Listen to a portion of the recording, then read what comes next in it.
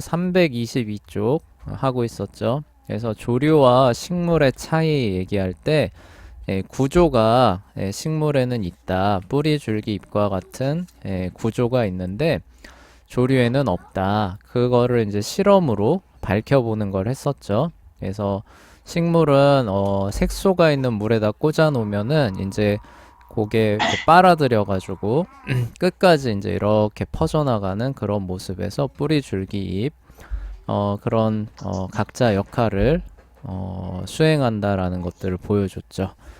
자, 그리고 이제 여기 이제 계속 진도를 나가기 전에 여기에서 이어서 진행해 볼게요. 계속 진도를 나가기 전에 이 생물계의 구성원들에 관한 또 다른 한 가지 점을 지적하고 싶다. 단원 9에서 언급한 것처럼 식물에는 동물 세포와는 다소 차이 나는 세포들이 있다. 식물 세포를 단순화시킨 그림이 아래 그림 10.7에 제시되어 있다. 해서 이렇게 식물 세포를 단순하게 뭐라고 해야죠? 그림을 이렇게 그린 건데 요 안 보이던 게 하나 있죠, 그쵸? 동물 세포에서는 안 보이던 게 가장 가운데에 하나 이렇게 떡하니 존재합니다. 요게 이제 차이점이고요. 또 하나는 요 세포를 둘러싸고 있는 요런 녀석 있죠, 그쵸? 세포 벽이라 그러거든요. 단단한. 요 두 가지가 이제 동물 세포하고 다른 거예요. 그래서 요거를 중심으로 해서 이제 설명을 할 겁니다. 자, 동물 세포와 식물 세포 사이의 몇 가지 차이점에 주목하라. 무엇보다도 대다수 식물 세포는 동물 세포보다 훨씬 더 네모에 가깝다. 세포 벽 때문에 그래요. 항상 그런 것은 아니지만 대다수 식물 세포는 네모에 가깝다. 둘째, 식물 세포는 둘레에 세포막이 있을 뿐 아니라 세포막 바깥 둘레에 그쵸? 단단한 벽도 함께 있다. 그러나 동물 세포에는 세포 벽이 없다. 그쵸? 그래서 우리가 저 잎사귀나 줄기 같은 거 꺾으면은 또독하고 부러지죠. 그쵸? 네, 그런 게 세포 벽 때문에 그런 겁니다. 또한 핵이 세포의 중앙에 위치해 있지 않다는 점에 주목하라. 핵이 있기는 한데 중앙에는 없습니다. 중앙엔 다른 게 있죠. 아까 액포라고 하는. 대다수 동물 세포에서 핵은 중앙 가까이에 위치해 있다. 대신 대다수 식물 세포의 중앙에는 중심 액포라고 하는 세포기관이 자리를 잡고 있어요. 이 중심 액포는 일종의 물풍선입니다. 그러니까 다른 게 아니고요. 물을 이제 머금는 그런 역할들을 하는 거예요. 네, 거기에 물이 가득 차 있으며 크기가 점점 증가한다. 그러니까 뿌리에서 물을 이렇게 공급을 해주잖아요. 그러면은 식물 세포의 중심 액포에 물이 점점 찹니다. 그러면은 이제 이 액포의 크기가 점점 커지게 되는 거죠. 마치 물풍선이 증가하듯이. 예, 그러면은 세포 내 공간이 줄어들잖아요. 그쵸? 예, 근데 왜, 그쵸? 근데 이런 게 도대체 왜 있나 싶죠. 그쵸? 예, 그런 것들을 이제 이해하기 위한 그런 과정들을 네, 이게 꼭 필요하거든요. 이제 얘기를 할 거예요. 자, 이것은 세포 안에 있는 다른 기관들과 세포질을 세포 벽 쪽으로 밀어내는 거예요. 그러니까 공간이 줄어드니까 당연히 벽 쪽으로 이런 것들이 밀려가겠죠. 그러나 세포벽은 상당히 강하기 때문에 확장하는 중심 액포로 인해 생겨난 힘을 충분히 견딜 만큼 단단하고 질기죠. 안 그러면 세포벽이 뽀걱하고 부러지면서 안에 있는 게 다 빠져나오겠죠. 근데 이 액포가 가하는 압력을 충분히 견딜 수 있을 만큼 강합니다. 그래서 우리가 이렇게 꺾어봐도 이렇게 충분히 강한 걸 확인할 수 있죠. 네, 식물 세포가 정상적으로 기능하고 있을 때에는 확장하는 중심 액포로 인해 생겨난 압력은 세포벽 방향으로 밀어내며 세포벽은 다시 이 압력과 반대 방향으로 밀어낸다. 이로 인해 더욱 단단한 세포가 만들어지게 돼요. 자, 세포가 단단해지면 무슨 일이 일어나는가? 그 결과를 알아보기 위하여 다음과 같은 실험을 해보자. 그러니까 이 중심 액포하고 세포벽이 함께 그 작용을 하면서 식물 세포를 굉장히 단단하게 만들어주는 역할을 하는데요. 예, 이게 식물한테는 되게 중요해요. 이게 왜 그런지를 여기서 실험으로 확인을 해보자고 하고 있습니다. 자, 여기서 이제 뭐 잎이 달려있는 시든 샐러리 줄기를 마련해 달래요. 뭐 꼭 샐러리 아니어도 되겠죠. 예, 뭔가 하여간 시들시들한, 아직 죽지는 않은 거예요. 죽지는 않은데 약간 좀 시들시들한 거. 근데 어쨌든 물을 잘 좀 흡수할 수 있는, 예, 그런 거를 조금, 예, 준비를 해 달라는데, 그 중에서 이제 가장 만만한 게 이제 샐러리라는 거죠. 그래서 샐러리를 하나 준비를 해 주는데, 좀 이렇게 시들시들한, 예, 샐러리를 준비를 해 달래요. 예, 그리고 이제 비슷합니다. 유리잔 하나에 식용색소, 예, 넣어주고, 그 다음에 날카로운 칼로 이제 그 줄기 부분에 그 밑부분을 이제 이렇게 홈을 내서, 예, 물이 잘, 예, 흡수될 수 있도록, 예, 해주라는 거죠. 지난번에 했던 것처럼. 자, 그러면은 이제 어떻게 되느냐? 하루 동안 이제 이렇게 쭉 있다가 다음 날 이제 가보는 겁니다. 어떤 일이 벌어졌을 것 같아요? 어, 있었는데, 네. 네, 일단 시들시들해졌었던 게 어떻게 됐을 것 같아요? 다시 생생하게. 네, 상당히 많이 복원됩니다. 네, 그리고 아까 파란색 그 색소 타놨었잖아요. 예, 네, 그게 이제 저 끝에까지, 예, 이렇게 색소가 올라가 있는 그런 모습을 볼 수 있어요. 그래서 네, 그 얘기를 하는 겁니다. 하룻밤 사이에 무슨 일이 벌어졌는가? 여러분은 어젯밤 샐러리와 오늘 아침 샐러리 사이에서 두 가지 차이점을 분명히 발견했을 것이다. 첫째, 샐러리의 줄기와 잎과 꼭대기 일부가 파란색으로 변한 모습. 이거는 전에 했던 거랑 같은 거죠. 그쵸? 그래서 물이 이렇게 그 기관들을 타고 이동한 그런 흔적들을 발견할 수 있고요. 둘째, 샐러리가 이제 더는 시들어 있지 않은 모습.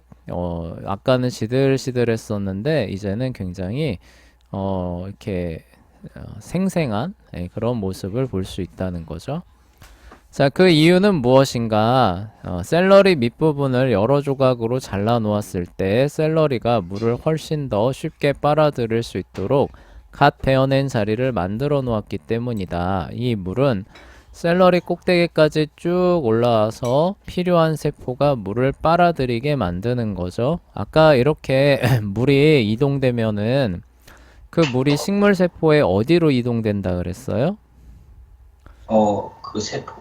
네, 중심 액포라고 하는 친구 기억나죠? 그쵸? 네, 예, 원래 핵이 있어야 될 자리에 있는 물주머니인, 예, 이 물주머니예요. 네, 여기로 물이 이동을 하게 되는 거예요. 그러면 네, 아까 어떻게 된다 그랬어요? 다른 물질들을 세포 벽으로 이제 막 밀어낸다고 했죠. 그쵸? 네, 예, 그런 현상들이 이렇게 일어나는 거예요. 꼭대기에 있는 파란색 유리잔이 든 물은 실제로 샐러리의 모든 부분까지 전달되었다는 것을 보여준다. 그렇다면 왜 샐러리가 이제 더는 시들어 있지 않았는가? 이거를 설명을 해준 거예요.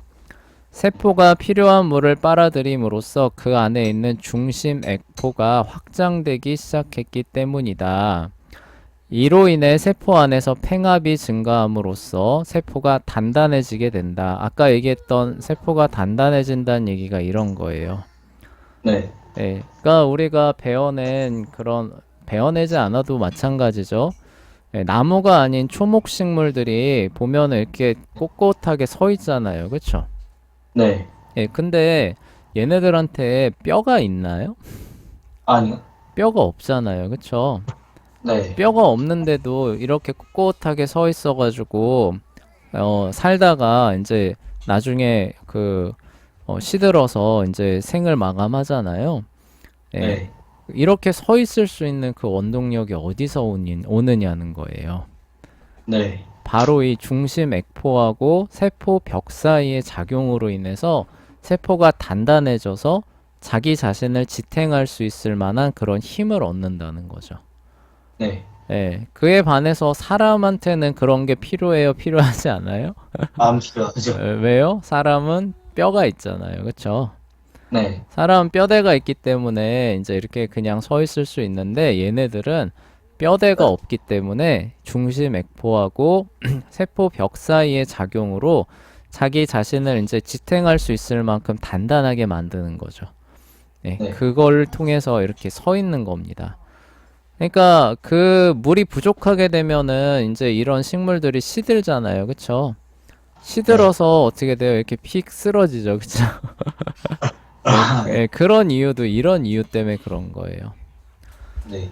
자, 그래서 단단해짐으로써 샐러리가 똑바로 서 있게 된다. 이처럼 식물의 세포 안에서는 팽압이 식물이 똑바로 서 있도록 돕는다. 팽압이 없다면 식물은 항상 시들어 있는 것처럼 보이고 절대로 똑바로 서 있을 수 없을 것이다. 네, 똑바로 서 있을 수 없다면은 식물도 살아갈 수가 없겠죠. 그쵸? 네. 네.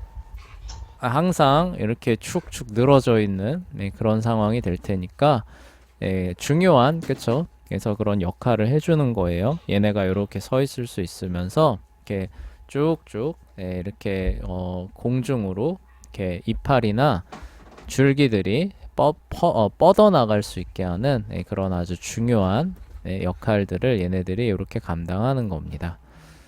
그래서 이 네. 식물 세포에 세포벽이 없다면 어떤 일이 벌어질까요? 식물, 네, 식물 세포에 근데 저기 중심 액포만 있고 세포 벽이 없어요. 그럼 어떤 일이 벌어질까요? 그냥 다 침투. 네, 물 먹으면은 어떻게 돼요? 얘네가 이렇게 빵빵해지다가 뻥 하고 터지겠죠. 그쵸? 아, 네. 에 그냥 죽는 거예요. 그쵸? 네. 마치 우리가 그 사람이 있는데 뼈대가 없어요. 아, 뼈대가 없는 그런 사람과 같은 상태가 되겠죠. 그래서 물만 먹으면 얘네들은 팡팡해지다가 결국 세포막이라고 하는 게 이제 그거 못 견디겠죠. 그냥 펑 하고 터지면서 죽게 되겠죠. 그래서 네. 식물 세포에서 세포 벽이 또 중요한 역할을 하는 거예요. 잘 서 있을 수 있도록 중심 액포와 함께 상호작용을 하면서 이 초목 식물들을 이렇게 서 있을 수 있게 해주는 겁니다. 네. 자, 그다음 식물 이렇게 해서 마무리하고 동물로 넘어가 볼게요. 자, 어떤 유기체가 단세포, 원핵세포, 단세포, 진핵세포, 이게 원핵생물이고 원생생물이죠. 어떤 형태의 조류 역시 원생생물이에요. 근데 요거는 눈에 안 보이는 거고 요건 눈에 보이는 거죠. 진균류 그리고 식물 이렇게 해서 네 가지 5대 동물계 중에 네 가지를 우리가 살펴봤죠. 근데 여기에 속하지 않는다면 그것은 동물계에 속한 동물이 됩니다. 이것은 우리에게 친숙한 대다수 유기체들이 동물이라는 사실을 말해준다. 예를 들어 지렁이는 동물이다. 곤충도 동물이다. 물고기도 동물이다. 고양이와 개도 동물이다. 새도 동물이다. 실제로 생물학적인 관점에서 볼 때 심지어 인간도 동물계의 일원이다. 해서 우리가 보는 대부분의 생명체들이 동물이겠죠. 그쵸? 네. 자, 그렇다고 이 시점에서 너무 화내지 말기를 바란다. 내가 지금 인간은 동물이라고 주장하는 게 아니다. 분명한 사실은 인간은 동물보다 훨씬 더 뛰어난 존재다. 인간은 바로 하나님의 형상으로 지음받은 존재다. 동물은 그렇지 않다. 이처럼 인간과 동물 사이에는 거대한 차이가 있다. 그러나 적어도 생물학적인 관점이죠. 생물학적인 차원에서 볼 때 인간이 그와 같은 생물계에 속해 있다는 말이다. 그러니까 생물학적인 관점에서 볼 때 동물들하고 사람들하고는 뭐예요? 같은 특징을 공유한다는 거죠. 그쵸? 네. 뭐 당연한 얘기예요. 그러면 우리가 식물과 같은 특징을 공유하겠어요. 아니, 우리한테 막 세포벽이 있어서 막 물 먹으면은 막 팽압이 증가해서 이렇게 마치 우리 그 뭐냐 그 춤추는 그 인형 있잖아요. 네, 네. 거기에 공기 넣어주면 어때요? 이렇게 일어섰다 공기 빠지면 후루룩 주저앉죠, 그쵸? 네. 우리가 그런 생명체는 아니잖아요, 그쵸? 그쵸. 그러니까 뭐 당연한 얘기죠. 동물들과 같은 특징을 공유하는 그런 생명체, 몸을 갖고 있는 거죠. 기본적으로 우리는 동물과 같은 세포로 만들어져 있으며 우리 자신을 동물 이외의 다른 생물계에 위치할 만한 어떤 특징들을 소유하고 있지 않다. 그쵸? 우리의 몸의 세포의 특징을 보면은 다른 동물들하고 거의 같습니다. 근데 그게 어떻게 조합이 되고 그 다음에 협력을 하느냐 그 차이에 따라서 이제 이런 차이점들이 존재하는 거죠. 네. 결국 우리는 동물계의 일원이다. 여러분도 잘 알고 있겠지만 이 생물계에는 굉장히 다양한 종류의 유기체들이 자리 잡고 있다. 지렁이로부터 나비, 거북이, 찌르레기, 고양이, 인간에 이르기까지 모든 것들이 여기에 속한다. 이 생물계에서는 너무나 다양한 유기체들이 있기 때문에 지금 당장에는 동물계를 다루는데 너무 많은 시간을 할애하고 싶지 않다. 또한 이 생물계는 지금까지 우리가 가장 많이 경험한 대상들이다. 여러분은 이미 이 생물계에 속한 수많은 유기체들에 관하여 엄청난 지식을 소유하고 있는 셈이다. 다음 단원에서는 도저히 믿을 수 없을 만큼 놀라운 인체의 신비에 관하여 그리고 우리를 계속해서 살아있게 만드는 엄청나게 놀라운 과정들에 대하여 어느 정도 이야기를 시작하도록 하겠다. 어떻게 인간이 온갖 생명 현상에 필요한 기능들을 수행하는지 설명하면서 다른 유기체들은 이와 같은 본질적인 임무들을 어떤 식으로 수행하는지에 관해서도 보여주도록 하겠다. 이 과정에서 여러분은 다른 생물계에 속한 유기체들과 더불어 동물계에 속한 다른 구성원들에 관해서도 많이 배우게 될 것이다. 그래서 동물계에 대한 그 자세한 설명은 생략하겠다는 뜻이에요. 그쵸? 왜요? 네. 지금부터 더 많이 설명할 것이기 때문에 이렇게 간단하게 사람이 동물계에 들어간다. 요 정도만 말하고 넘어가고 그리고 사람에 관하여서도 더 많이 다음 단원에서 그 설명할 것이다 라고 얘기를 하고 있겠죠. 네. 자, 10-10번 한번 풀어보고 넘어가 볼게요. 시간이 좀 여유가 있어서 그럽니다. 자, 여러분이 현미경을 통하여 단세포를 관찰할 수 있습니다. 그러니까 눈엔 안 보이는 거예요. 이 세포는 어떤 유기체의 많은 세포 가운데 하나일 수도 있고 다세포 생물의 세포일 수도 있고 아니면 그 유기체가 단세포 생물일 수도 있다고 얘기해요. 그 자체가 하나의 생명체일 수도 있다는 거죠. 네. 오직 관찰한 세포에만 근거하여 우리가 자동적으로 분류할 수 있는 생물계가 두 가지 있다고 합니다. 5대 생물계 중에 두 가지 중에 하나에는 속할 수 있다라고 생각할 수 있는데 자, 이 두 가지 생물계는 무엇일지를 얘기를 해달라고 하고 있습니다. 재현아, 네. 현미경을 통하여서 단세포가 관찰이 된대요. 자, 이러면은 어떤 생물계에 속한다고 얘기할 수 있을까요?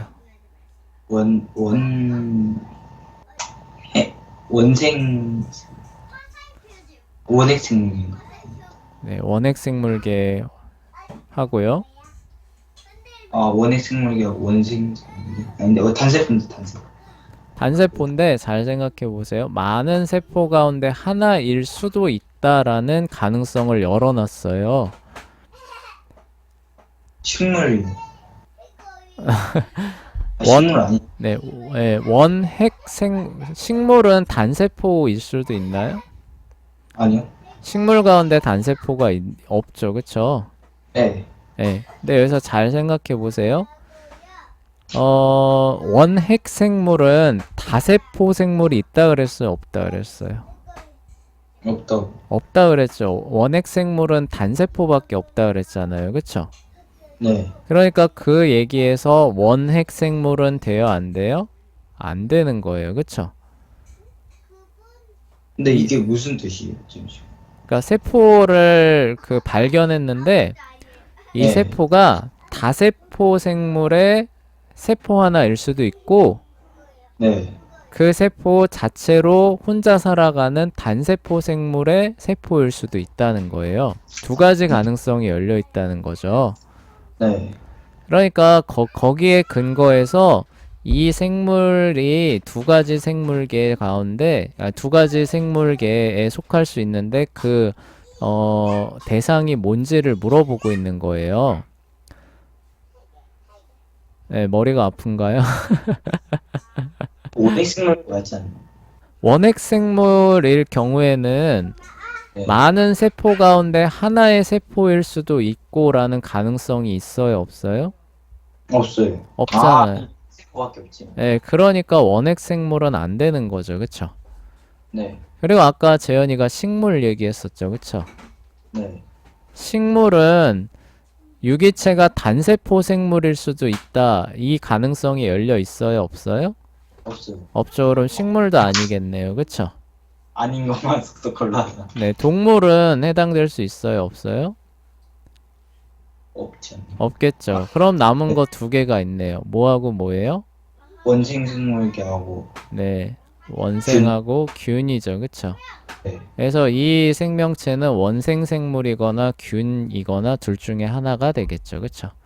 아, 네, 예. 그래서 세포만 이렇게 관찰해서 특징을 살펴봐도 5대 생물계 중에 이제 큰 갈래는 이렇게 구별할 수 있다. 이제 이런 것들을 보여주는 거죠.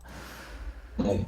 자, 넘어가 봅시다. 330쪽입니다. 330쪽. 그 스스로 푸는 문제 그런 거 그냥 선생님은 이제 진도 때문에 넘어가는 거지. 여러분들은 그걸로 복습해 보시면 좋아요. 무슨 얘기인지 알겠죠? 그 단어 네. 끝나면은 스스로 푸는 문제 나와 있어요. 그거 풀어보면서 쭉 복습해 주시면 됩니다.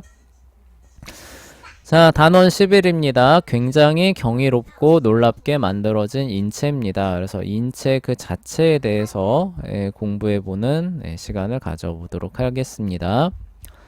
자, 지금까지 놀라울 정도로 다양한 생명체에 대해 조금이나마 배웠으니 이제는 하나님께서 그 모든 것들을 얼마나 기묘하게 잘 설계해 놓으셨는지를 설명하겠다. 이 목적을 달성하기 위한 가장 좋은 방법은 하나님의 최종적인 설계 솜씨인 인체, 그쵸? 인체 자체만 살펴봐도 어느 정도는 그런 목적을 달성할 수 있대요. 몇 가지 기본적인 인체의 영역들을 설명하면 하나님께서 얼마나 주의 깊게 인체를 설계해 놓으셨는지에 관하여 깊이 이해할 수 있게 될 것이다. 성경은 우리가 정말 놀랍고도 경이롭게 지어졌다고 말한다. 그쵸? 이런 거 알면 하나님께 참 감사하고 그분을 참 경외하게 되죠. 네. 자, 피조 세계에 대한 좀 더 폭넓은 관점을 심어주기 위해 이따금씩 인체의 구조와 다른 유기체들의 구조를 비교하겠다. 이로 인해 피조 세계의 다른 수많은 유기체들도 자세히 배울 수 있기를 바란다. 또한 생물학에서 가장 중요한 사실 가운데 하나인 아주 보잘것없는 생명 형태란 하나도 없다는 점을 깨닫기 바란다. 우리가 곧 단세포 생명이라고 얘기했었던 거 있잖아요. 그쵸? 뭐 네. 세균 같은 거 이런 거 보면은 진화론적 관점에서 보면은 아유 이 진화가 덜 된 것들 이렇게 되잖아요. 그쵸? 예, 원핵 세포 이런 거 보면은 핵도 없이 둥둥둥 떠다니는 DNA가 그쵸? 아이고 이 참 진화가 덜 된 참 하등한 것들 이런 시각으로 보게 되잖아요. 네. 예, 근데 창조의 관점에서 자세히 살펴보면은 아니라는 거예요. 네. 설령 핵이 없는 원핵 세포라고 한다 할지라도 그들이 살아가는 방식에 정말 꼭 맞게 그 얘네들이 지어져 있어서 정말 그 놀라운 그런 일들을 수행하고 있다는 사실을 보게 되거든요. 네. 선생님이 전번에 그 원생동물에서 모터 같은 거 얘기했었죠. 그쵸? 얘네들이 네. 이렇게 편모를 모터처럼 돌려가지고 앞으로 가는데 그 효율이 진짜 놀라울 정도로 높고 오래가고 이런 것들을 보면서 과학자들이 처음에 원생동물 이런 거 무시했다가 와, 이 구조나 메커니즘을 봤을 때 사람이 만든 기계가 못 따라가는 거예요. 그런 모터를 아, 만드는 그런 거 보고 이제 놀라는 거죠, 그쵸? 아이 별것도 아닌 네. 원생 동물이 이 정도였단 말인가 막 이러면서 예, 네. 그래서 이제 그런 보잘것없는 생명 형태라는 거는 존재하지 않아요. 하나님께서 다 놀랍고 경이롭게 그 각자의 역할을 수행하기 위해 꼭 적합하게 필요한 것들을 만들어 주셨기 때문에 그런 것들을 살펴보면 항상 놀랍고 하나님을 우러러보게 되고 이런 겁니다. 자, 인간으로서 우리는 곤충과 미생물과 같은 유기체를 보잘것없는 존재라고 생각하는 경향이 있다. 비록 그러한 유기체들이 실제로 인간보다 훨씬 보잘것없다고 주장할 수도 있지만 그러한 생명체들이 전혀 보잘것없는 존재가 아니라는 점은 아주 분명하다. 피조 세계에서 아무리 기본적인 유기체라고 할지라도 인간을 통하여 생겨난 가장 인상적인 기술보다 훨씬 더 복잡하고 훌륭하게 설계되어 있다. 이게 아까 선생님 얘기했던 거죠, 그쵸? 네, 그 네. 원생 동물의 모터 같은 거 이런 거 그래서 놀라는 거예요. 그래서 그 하나님의 놀라운 지혜와 그 창조의 섭리가 그들에게서도 잘 나타난다는 그런 얘기죠. 네. 자, 인체의 상부 구조예요. 자, 과연 어디에서부터 시작하면 좋을까? 인체는 너무나 놀랍고 섬세하기 때문에 가르치기에 가장 힘든 것 중에 하나가 어디에서부터 시작해야 할지를 결정하는 것이다. 그러니까 이게 너무나도 다 중요한 역할들을 다 하고 있다는 거죠. 그리고 그런 네. 것들이 너무나도 다 조화롭게 협력을 하고 있기 때문에 어느 하나가 덜 중요하고 더 중요하고 이런 것들조차도 말하기 어려운 그런 특징을 갖고 있대요. 네. 그래서 나는 우리 몸을 계속 지탱하고 유지하는 부분에서부터 시작하기로 결정하였다. 그게 바로 인체의 상부 구조다. 자, 네. 인체의 상부 구조는 골격, 근육, 피부라는 세 가지의 기본적인 단위로 구성되어 있다. 어른의 골격에는 206개의 독립적인 뼈가 있다. 실제로 어린이들은 어른보다 훨씬 더 뼈가 많다. 왜냐하면 어린이가 성숙하는 동안 사람의 몸에서 독립적인 뼈들이 서로 융합되어 하나가 되기 때문이다. 이것도 선생님 처음 알았어요. 이 책 읽으면서. 네. 어린 애들은 뼈가 더 많대요. 어른보다. 자라면서 그 뼈들이 이렇게 하나로 붙어가지고 다 자라고 아, 나면은 206개가 된답니다. 저도 그 얘기는 아, 들어봤어요. 들어봤어요? 아마 특히 머리뼈들이 좀 그런 측면들이 많이 있겠죠? 자, 그래서 그 애들, 그 고대인들 중에 그 머리뼈가 이렇게 뾰족한 거를 또 뭐라고 해야 되지? 그 선호하는 그런 이제 그 고대 민족들이 있어가지고 애들이 태어나면은 어. 이렇게 돌 같은 거로 애기 머리 이렇게 눌러놨대요. 아, 그래서 애기 머리가 진짜 꽃갈콘 쓴 것처럼 이렇게 네. 그런 뼈들이 발견되기도 했다고 하거든요. 그러니까 네. 그런 것들이 이제 이런 이유들 때문에 가능했겠죠. 그래서 처음에 이제 그 뼈 발견했을 때 막 외계인이 발견됐다 막 하면서 네, 근데 알고 보니까 이제 그런 거였다라는 게 밝혀졌죠. 자, 네. 어쨌거나, 자, 근데 하여간 그런 것들이 있다는 거를 선생님이 이 책 보면서 처음으로 인지했습니다. 자, 이러한 뼈들은 인체를 지탱하기 위하여 서로 협력할 뿐만 아니라 사람의 몸을 움직이도록 하기 위하여 근육들과 협력한다. 근데 뼈만 있으면은 뼈가 움직일 수 있나요, 없나요? 그렇죠. 우리가 이렇게 팔을 움직일 때 뼈가 움직이긴 하지만 실제로 뼈를 움직이는 힘의 작용들은 뭐가 하는 거예요? 뼈에 붙어 있는 근육들이 하는 거죠. 그쵸? 그래서 네. 근육이 뼈를 이렇게 들어 올리는 거죠. 네. 그런 것들이 이렇게 협력을 하게 됩니다. 더구나 어떤 뼈들은 생명을 유지하는 데 필요한 기관들을 보호하도록 특별하게 설계되어 있다. 우리 갈비뼈 같은 거죠. 그쵸? 네, 네. 이런 것들이 우리의 폐와 심장 이런 것들을 보호해주고 있습니다. 근데 어떤 선생님이 뉴스를 봤는데 이 그 어떤 아이가 원래대로라면은 이 심장이 이렇게 갈비뼈에 이렇게 대흉골이라고 해야 되나? 하여간 이거에 이렇게 그 보호를 받아야 되잖아요. 네. 근데 이 어떤 그 친구는 기형이어가지고 이 심장이 이 보호하는 이 뼈가 없었나 하여간 이 바깥으로 심장이 튀어나왔나 둘 중에 하나였을 거예요. 네. 예, 그래서 얘는 어떻게 되느냐?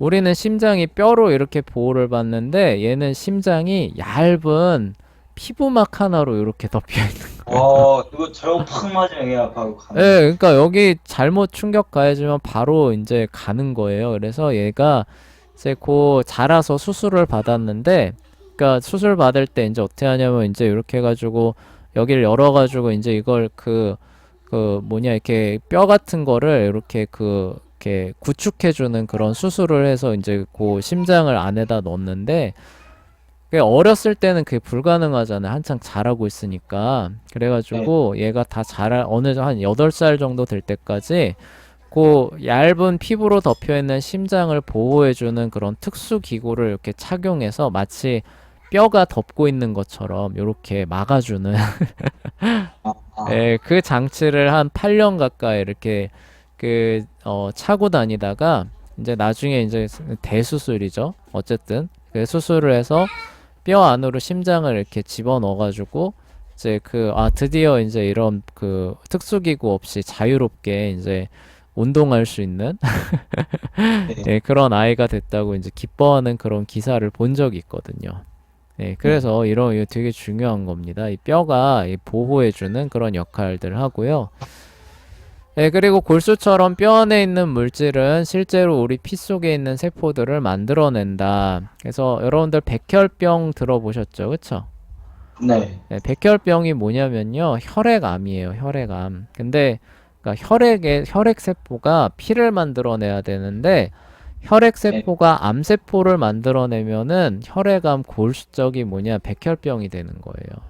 아, 예, 그래서 백혈병 걸리면은 치료하는 게 뭐냐면은 암세포를 만들어내는 골수세포, 뼈 안에 골수세포를 찾아서 파괴하는 게 그게 그 백혈병 치료하는 거예요. 아, 네. 예, 그래서 이게 그 혈액을 만들어내는 세포가 잘못되면은 이제 그렇게 되는 거예요. 그래서 그거를 다 파괴하고 나중에 골수 이식한다는 거 들어봤었죠. 그쵸? 네. 예, 그러니까 그런 것들을 다 파괴해버리면은 이제 혈액세포가 제대로 안 만들어지니까 이제 살아가기가 어려워지잖아요. 예, 그거를 이제 최종적으로 이제 해결할 때 이식이 가능한 사람의 골수를 이제 다른 사람의 그 골수에다 이식을 해주는 거죠. 예, 네. 그러면은 이제 그 백혈병이 이제 최종 이제 그 치료가 되는 마지막 수단이기는 해요. 예. 네. 예, 그렇게 이제 진행되는 이유이기도 한데 하여간 우리의 피가 어디서 만들어지느냐? 뼈 안에 있는 골수에서 만들어지는 거예요. 아, 얘네들이 항상 그 우리의 혈액을 만들어내서 이렇게 잘하고 그리고 어느 정도 그 수명이 다한 혈액세포들 있잖아요. 그게 아마 간인가에서 파괴된다는 걸로 알고 있어요. 네. 예, 그래서 간이 그 독소를 해독하는 그 공장이다라고 하는 이유가 아마 그런 걸 겁니다. 네. 네, 하여간 그런 것들이 계속 잘 돌아가야 우리가 이제 이렇게 살아가는 거예요. 아, 네, 그런 네. 것들 중에 하나만 잘못돼도 우리는 살아갈 수가 없게 되는 거죠. 네. 자, 넘어가겠습니다. 자, 우리가 움직이도록 도와주기 위해서 우리 몸에는 약 640가지의 종류의 골격근이 자리 잡고 있다. 근육도 640가지나 된대요. 참 놀랍죠? 그러한 근육과 더불어 인체의 각 기관들이 제대로 기능하기 위하여 반드시 필요한 움직임을 조절하는 민문이근도 있다. 마지막으로, 그러니까 이거는 이제 그 내장 근육 같은 거 얘기하는 걸 거예요. 우리가 그 밥 먹었을 때, 자, 이제 위를 좀 움직여야겠다라고 해서 네. 여러분들이 막 이렇게 의식적으로 막 움직이나요? 위를?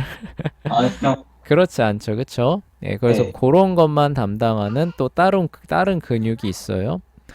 자, 마지막으로 가로문이라고 불리는 특수한 근육, 심장 근육이 있어요. 네. 이거는 이제 그 굉장히 독특한 근육인데, 그래서 이 근육은 심장에서만 발견되며 피를 몸 전체로 공급하는 양을 조절하는데요.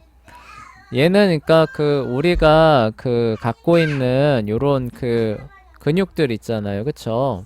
팔 네. 같은 거 움직일 때 사용하는 근육하고 내장이 그냥 계속 움직이는 그런 근육하고 그 조합된 그런 근육이라고 해요. 네.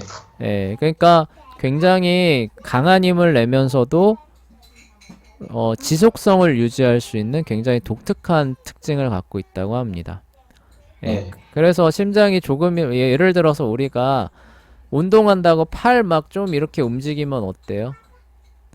어, 좀 힘들어지. 힘들잖아요. 그쵸? 근데 만약에 심장이 이렇게 잘 뛰기는 하는데, 우리 요런 근육 특징만 갖고 있어서 열심히 펌프질을 한 3번 하니까 피곤해가지고, 아, 좀 쉬었다 하자 하면서 한 30초만 쉬면 어떻게 될까요? 그럼 바로 죽죠. 죽는 거예요. 그쵸? 예. 그럼 안 되겠다. 저기 위장처럼 잘, 그, 끊임없이 가기는 하는데 얘가 힘이 부족한 거예요. 펌프잖아요. 꽉꽉 눌러줘야 되잖아요. 그쵸? 네. 예, 근데 위장이나 뭐 이런 것처럼 이렇게 물렁물렁한 힘밖에 안 돼요. 그래서 네. 열심히 돌아가긴 하는데 펌프질이 압력이 부족해요. 아, 그럼 네. 어떻게 돼요? 역시 공급을 못 받아서 죽는 거죠. 근데 그게 잘 조화되는, 그러니까 강력하게, 마치 우리가 이 알통 이렇게 하듯이 강력하게 이렇게 펌프질을 하면서도 피곤해서 아 이제 좀 쉬었다 하자도 안 되게 하는 그런 근육이 딱 심장에만 존재한다고 합니다. 아, 예. 그것도 신기하죠, 그쵸? 예, 네. 그래서 우리가 이렇게 잘 살아가고 있다고 해요. 네. 자, 더 얘기하고 싶은데 이제 시간이 요 정도 돼서 여기까지 하고 다음 시간에 이어가도록 하겠습니다.